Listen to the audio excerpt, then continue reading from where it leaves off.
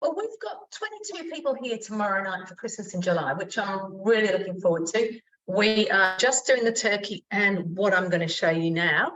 And everyone else brings other stuff. So we've got nibbles coming, we've got all the veggies and stuff coming, and we've got desserts coming. And this year we're going off-piste, so to speak, and we're not having traditional Christmas pudding. There's a bit of a discussion about it, and much as we all love Christmas pudding, we just thought, let's do something different this year. So I'm waiting to see what arrives, because as I said, we have just got the room ready, or it's almost ready. Got a few more things to do, but it's pretty much ready to go. And doing the turkey roll, and my husband's doing that. So I'm just, you know, frantically cleaning and everything else. But I'm making this amazing festive nut roast wreath. I made that for a thing we did before Christmas, and it went down an absolute treat. It was a family thing, and had my sister-in-law from Cairns down here, and she is vegetarian stroke vegan. You know, it varies here and there. This has a little bit of cheese in it, and it has a couple of eggs in it, but she did eat it, so she must have been vegetarian at the time. So I thought I would make it because it was so delicious, and I'm really hoping it doesn't get all eaten up tomorrow night. So let's get going with this. The festive nut roast wreath. Oops. So I have done some of this. So I did preheat my oven to 180. I weighed in 100 grams of pecans and 100 grams of blanched hazelnuts, transferred into the baking tray, and I roasted them for 8 minutes. Then it asked me to put a large bowl on top and weigh the following vegetables in. They were all diced. I had 300 grams of carrots, which was just under. No, I went just over with that. I had 300 grams of parsnips, which I can get away with in this because Andrew doesn't like parsnips, but he doesn't know. Butternut, squash, and then put it all onto the baking tray, drizzle with olive oil and season with salt and pepper. So I've done all that cooking first. 35 minutes. Then this is what Andrew did.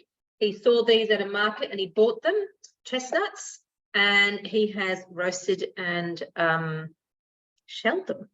So I did ask him the other day, I said, would you bother doing that again? And he said, yes. But some of them are really quite hard. These are the ones that are left over. Oh, that one's a softie. But this is like a rock. So I've tried to pick out what I hope are the softest ones. So they are going in. Oops, some of them sounded a bit hard.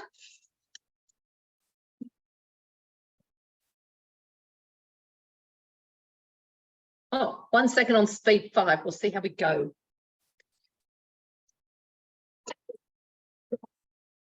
I'll just have a little look at that. Little tip there, touch the screen, it stops the noise. That did nothing. So I am going, it is guided cooking, and they don't know. I mean, if you buy a tin of or a can of chestnuts, they'll be an awful lot softer than these are. So I'm going to go 3 seconds, and I'm actually going to go speed 7. That'll let me.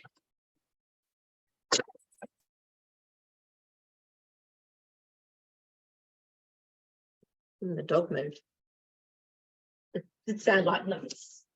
All right, well, I'm happy with that. There's a couple of bits that are a bit bigger, but that's all chopped up. So transfer to a bowl and set aside. Oops.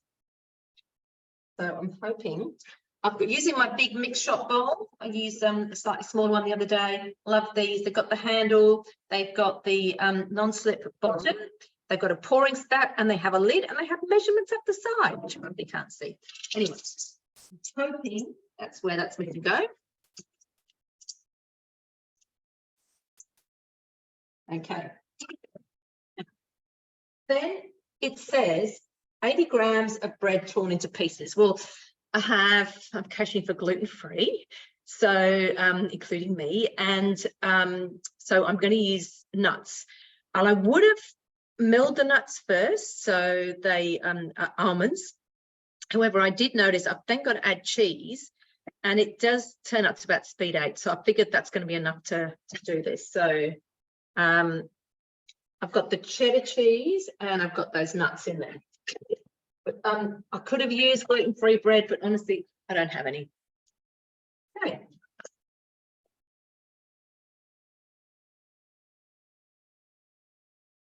So 6 seconds speed 8. So we'll see how we go here.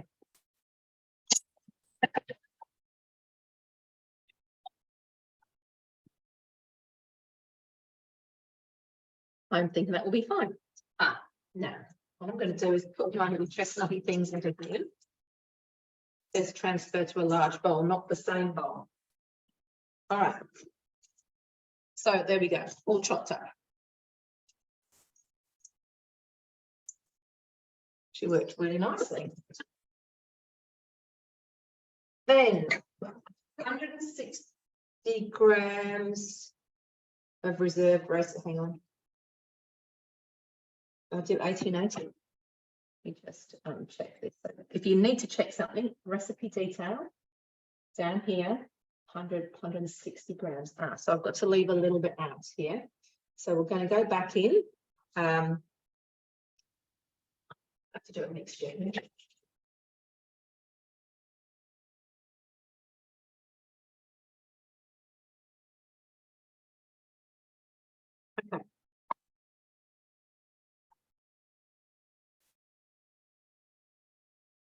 Two seconds on speed 6.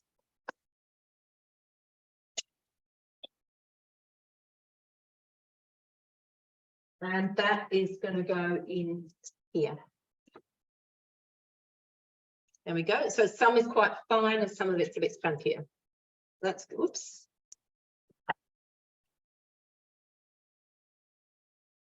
Okay. So we've got nuts, cheese, and the almond meal rather than the breadcrumbs in there. Then I have 3 garlic cloves going in. I have rosemary leaves. I have fresh sage leaves. And I have red onion quartered, okay? So all that's going in. 30 grams of olive oil.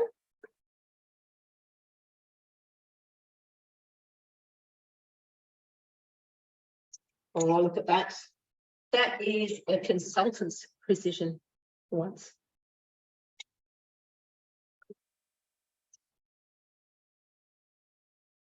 Three seconds on speed 5, just chopping.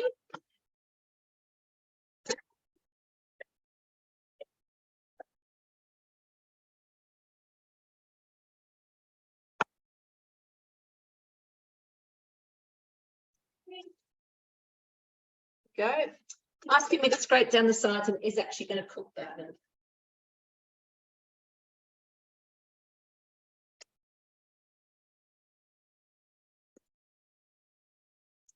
Place simmering basket on top.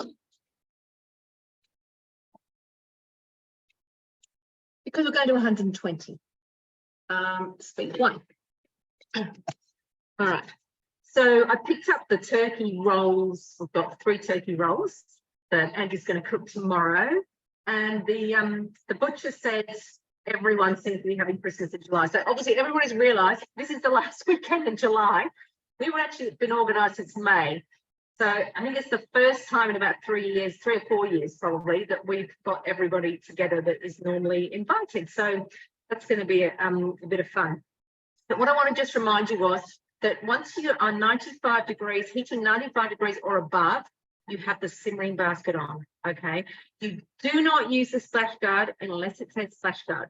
So the whole point of this is it's a, if I say overkill, I don't mean overkill, but it's been super, super, super conservative that if, because of the TM6 measuring cup, and it locks in place with the little flanges inside the lid, then there is a possibility that if all the gaps that are there, because there's no pressure, it is not a, it's not a pressure cooker at all, if they were to get blocked with bits, then they would cause pressure. Now, that is just so unlikely, but they've just been super, super, super careful.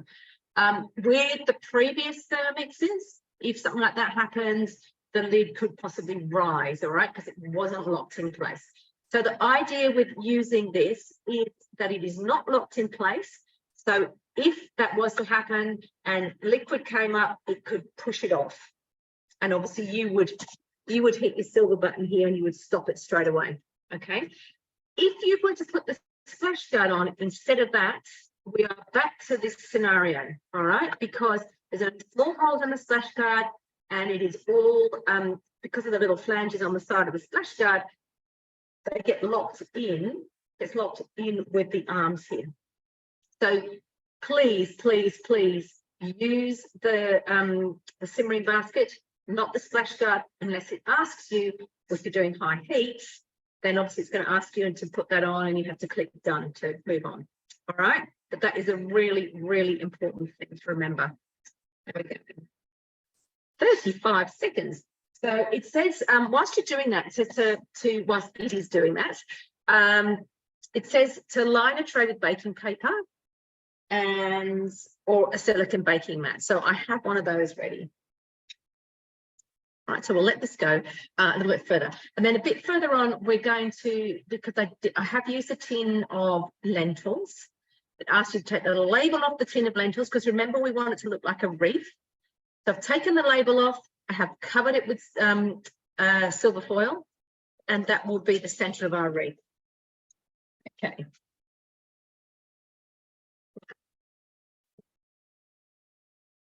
This is moving on. 90 grams of the reserved shops chestnuts.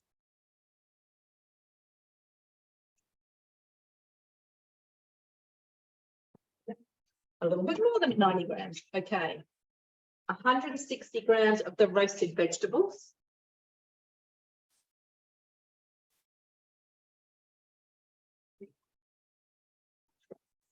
So there are all my roasted veggies on there. So just going to put those in. Maybe like a couple.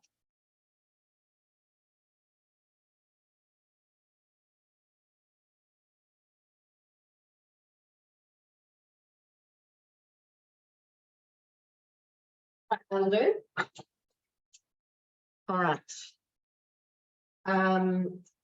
The chickpeas, rinsed and drained, 120 grams, and 120 grams of lentils.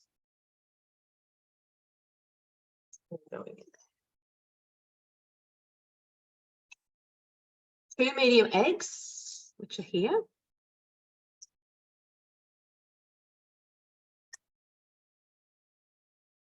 I don't have dried thyme, so I might actually just put some mixed herbs in if I can find those in a hurry. I don't like to do.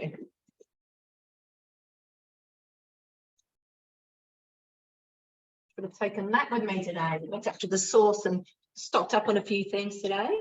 So sea salt, 1.5, pepper,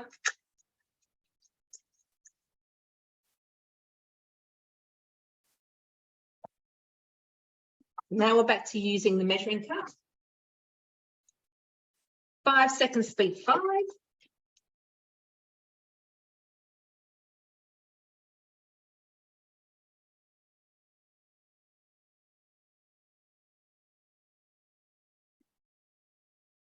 don't know if you noticed that. So it's saying 75 degrees on here. This is how you can tell the heat. All right. So we're not heating anything, but that's what it's just gone down to 65 because we put up the stuff in. But it took you might have seen there's a slight delay in the countdown here. All right. And the reason for that is it's getting up to speed, which takes a little bit longer when it's hot. Particularly when it's 60 degrees or more, it doesn't like going above speed 6. All right, so that's why that was slightly delayed there. All right, so that's what we're looking like now, very mushy. I've got my 100 grams of cranberries.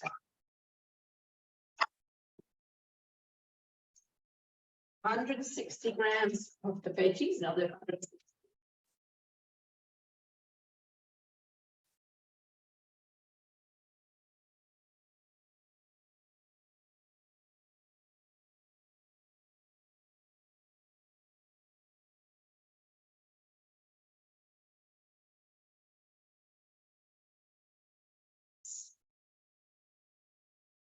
And then it says the tin chickpeas, so I'm not sure how much is left in there. Oh, that's pretty good. Okay.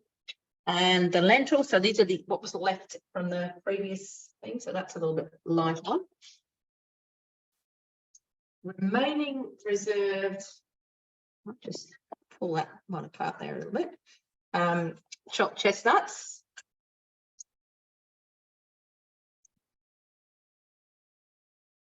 And I'm going to put them all into this bowl. You know, we had the big bowl that had the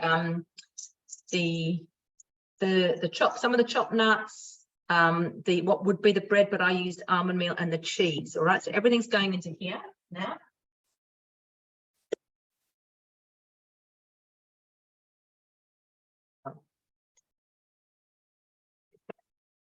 So I'm going to pop it all in.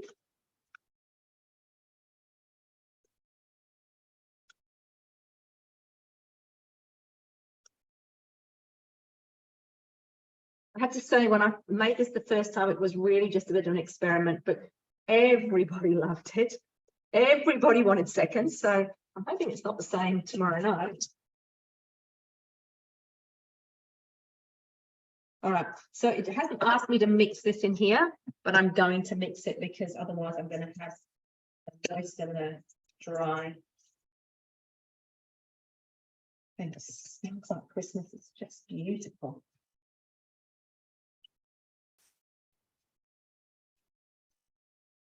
So really what it's done, all the ingredients, we've got pretty much half of them chopped up, because that'll help hold it all together, along with the eggs, and half of the ingredients are still a bit chunky. So it's pretty cool. All right, so now my bowl, so here's what I've done. I've checked this is going to fit in the fridge because I'm actually not going to bake it until tomorrow night. So I might get a spoon, I think.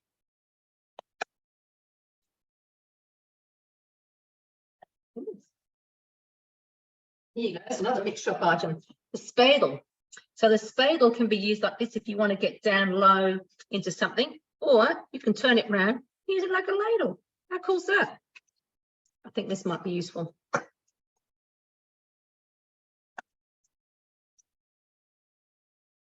I would have done a squarer tray, but that's not going to fit in my fridge, I don't think. Oh gosh, I'm so excited about this already.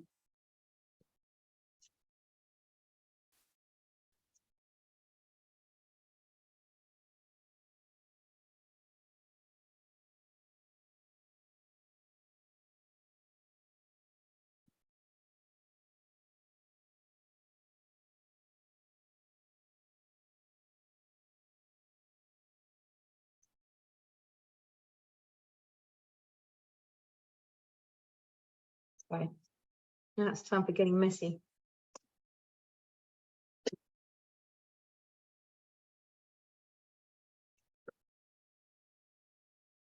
So all I'm going to do is get messy with my hands and sort of push it in to make it into a bit of a wreath. A bit more over here, I think, than there is over there. So we'll just try and make it nice and round.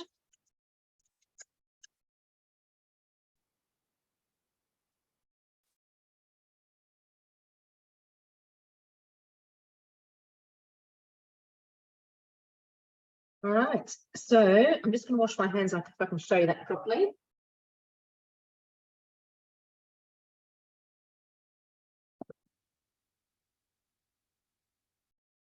Right, just lift up the computer so you can see. So there it is.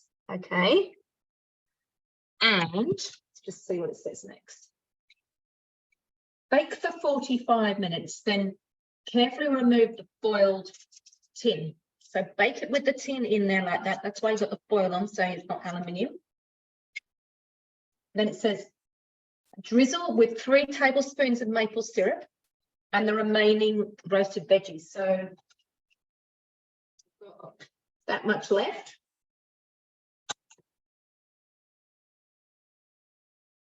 Bake for a further 10 minutes and set aside to rest for 5 minutes.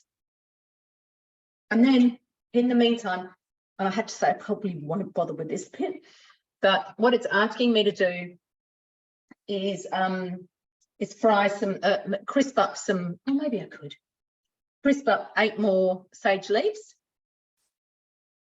transfer the wreath onto a platter. Yeah, that's gonna be interesting. Arrange the top of the wreath with the crispy sage leaves. Oh, remaining 20 grams of cranberries. I think I'll put them all in. And remaining roasted, oh, I've got roasted reserve nuts. That's good. Serve hot. So that is going to go in the fridge. We have people coming at 7 tomorrow night. That might be cooked a little bit in advance. Maybe I'll put it in about 6:30 or something, because I know people need the ovens for veggies and things like that.